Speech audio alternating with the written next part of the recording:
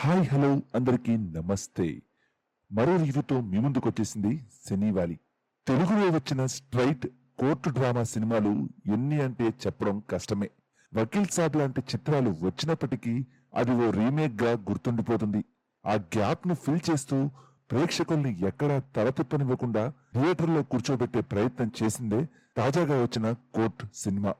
ఓ documentary point లాంటి POCSO act concept ను ఎలా డీల్ చేశారు, మైనర్ మేజర్ లాంటి సెన్సిటివ్ పాయింట్స్ ను తెరపై ఎలా చూపించారు, అసలు ఓ ప్రేమ కథకు పోక్సో చట్టానికి లంకిపెట్టి దాని ద్వారా ఎలా సినిమాను ఆద్యంతం రక్తకట్టించారు, హీరోగా అద్భుతమైన ఫామ్ లో ఉన్న నాని ఈ సినిమాకు నిర్మాతగా మారేంత బలం ఏముంది, రండి రివ్యూలో తెలుసుకుందాం. చరణమే చిత్రం, చిత్రమే చరణం. కోర్ట్ ట్రైలర్ లో చూపించిన విధంగానే ఈ సినిమా ఓ కోర్టు డ్రామాగా తెరకెక్కించే ప్రయత్నం చేశారు. ఓ మేజర్ మైనర్ల నడుమ సాగే ప్రేమ కథగా చూపిస్తూ ఆ కథలో అనుకోని మలుపు, చట్టాల్లోని లొసుగుల్ని పట్టుకుని అన్యాయంగా ఇరికించబడిన ఓ కుర్రాడు, మరి ప్రజల కోసం లేదా కొన్ని ప్రత్యేక పరిస్థితుల్లోని కొందరి కోసం చేయబడిన చట్టాలు ఎలా పక్కదారి పడుతున్నాయి, వాటిని తమ స్వార్థానికి అవసరాలకు ఎలా ట్విస్ట్ చేసి అసలు ప్రయోజనాన్ని అమలు కాకుండా చేస్తున్న తీరు, దీనికి ప్రధాన పాత్రలు ఎలా బలి కావాల్సి వచ్చింది, అన్ని మలుపులు తిరిగిన కథ చివరకు ఏమైంది, ఈ అంశాలన్నీ తెలియాలంటే ఈ కోర్టు సినిమాను చూడాల్సిందే. ఈ సినిమాకు ప్రధాన బలం రైటింగ్.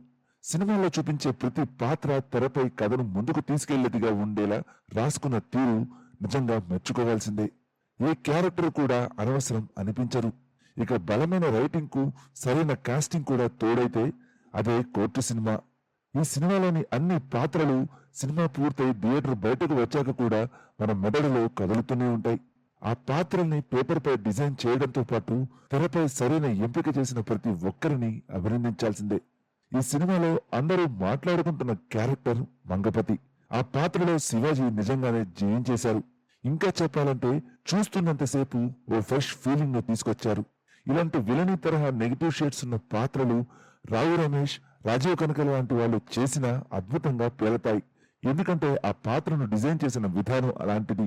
కానీ శివాజీ నిజంగానే మంగపతి క్యారెక్టర్ ను ఓన్ చేసుకుని over productive, over thinking, over confidence లాంటి ఎమోషన్స్ ను చాలా నీట్ గా క్లీన్ గా తెరపై పండించారు. ఓ రకంగా శివాజీ తన సెకండ్ ఇన్నింగ్స్ లో గుర్తుండిపోయే పాత్రల్ని ఎంపిక చేసుకుంటున్నారు. ఇక శివాజీ తర్వాత ఈ సినిమాలో బాగా గుర్తుండిపోయే పాత్ర లాయర్ తేజగా చేసిన ప్రియదర్శిది.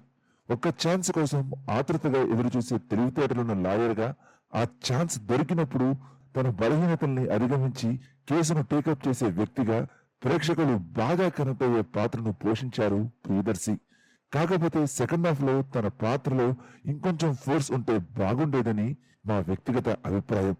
వీళ్ళిద్దరి తర్వాత మెయిన్ లీడ్స్ గా చేసిన శ్రీదేవి, రోషన్లు చాలా నీట్ గా క్లీన్ గా ఆ పాత్రలో జీవించారు. దర్శకుడు ఏ మెచ్యూరిటీనైతే ఆ పాత్రలో చూపించాలని సృజించారో అందుకు తగ్గట్లే తెరపై ఆ పాత్రల్ని పోషించారు వీరిద్దరు. ముఖ్యంగా ఫిమేల్ లీడ్ గా చేసిన శ్రీదేవి చాలా సహజంగా కనిపిస్తుంది. ఇక అమృతం, హర్షవర్ధన్, రోహిణి, సుబులేఖ సుధాకర్ ఇలా మిగిలిన వారంతా వారి పాత్రలకు పూర్తి న్యాయం చేశారని చెప్పాలి. కోర్టు సినిమాను ఓ కథగా నరేట్ చేస్తే ఒక్కొక్కరి కోణం నుంచి ఒక్కో సవాల్ రావచ్చు. కానీ తెరపై అన్ని దృక్పథాలను టచ్ చేస్తూ మన చుట్టూ ఉండే సమాజం, దానికి పూర్తిగా లొంగిపోయి సొంత మనుషుల్నే కోర్టులకు ఇచ్చే కథలు, పొరుగు కోసం ఎంతకైనా తెగించే వ్యక్తులు, చట్టాల పనితీరు, వాటి లొసుగుల్ని వాడుకుని ఎదిగే పాత్రలు, వీరందరి మధ్య న్యాయం జరగాల్సిన దక్కాల్సిన వ్యక్తుల సంఘర్షణ, పోరాటం, రెండు స్వచ్ఛమైన నిజాయితీ కలిగిన మనసుల గోడు, ఇలా ప్రతి ఒక్క అంశాన్ని తన నరేషన్ లో భాగం చేస్తూ ప్రతి ప్రేక్షకుణ్ణి కదిలించిన దర్శక రచయితల బృందానికి నిజంగా సెల్యూట్. చట్టాలు ఎవరి కోసమైతే చేస్తున్నామో వారికే ఆ చట్టాల గురించి తెలియనప్పుడు ఒరిగే ప్రయోజనం ఏంటి అని ఈ సినిమా ఓ బలమైన ప్రశ్న వేస్తుంది. తప్పు చేస్తే ఏం జరుగుతుంది అనే అంశాన్ని, చేరాల్సిన వాళ్లకు చేరడం లేదనే అంశాన్ని వేలెత్తి చూపిస్తుంది. మైనారిటీ తీరకముందే చట్టాలపై కనీస అవగాహన ఉండి తీరాలని చెప్తుంది ఈ సినిమా. ఇన్ని మంచి పాయింట్స్ ను టచ్ చేసినందుకు ఈ చిత్రంలో పనిచేసిన వారందరినీ చప్పట్లతో అభినందించాల్సిందే. ఇక ఈ సినిమాలో తెరపై మెయిన్ లీడ్స్ అంశంలో ఏమాత్రం తేడా వచ్చినా నిబ్బానిబ్బీల పాత్రలుగా మారిపోయే ప్రమాదం ఉంది. కానీ చాలా సెన్సిటివ్ విషయాన్ని సైతం ఎంతో బ్యాలెన్స్ గా చెప్పే ప్రయత్నం చేశారు దర్శకుడు రామ్ జగదీష్. అందుకు ఆ పాత్రలోని మెచ్యూరిటీ ఏ స్థాయిలో ఉందని చెప్పేందుకు కోర్టులో ఓ కీలక దృశ్యాన్ని సైతం రాసుకున్నారు.